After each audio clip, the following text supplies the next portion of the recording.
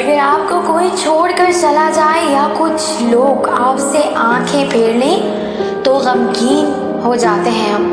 तो गमगीन ना हो, क्योंकि मुमकिन है ये आपकी उस दुआ का नतीजा हो जो आपने किसी रात अल्लाह की बारगाह में हाथ उठा के आंसुओं से मांगी हो कि या अल्लाह, हर वो शर जो तूने मेरे लिए लिख रखा है मुझे उससे दूर कर दे।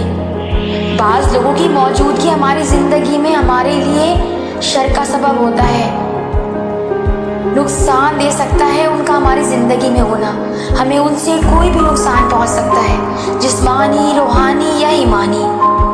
और ये लोग बाज़ औक़ात हमारे दिल के बहुत करीब होते हैं और हम इनसे बहुत ज़्यादा अटैच।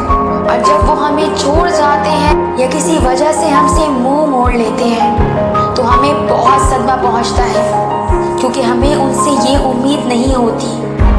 हम ये सोच भी नहीं सकते कि वो हमसे कभी दूर होंगे, हमसे नाराज़ होंगे। हम उनकी दूरी बहुत ज़्यादा दिल पे ले लेते हैं। हम बहुत ज़्यादा डिप्रेशन में कभी चले जाते हैं, बहुत ज़्यादा उदास हो जाते हैं, हर चीज़ बुरी लगने लगती है, हमारा दिल टूट जाता है, हम जैसे बिखर जाते हैं।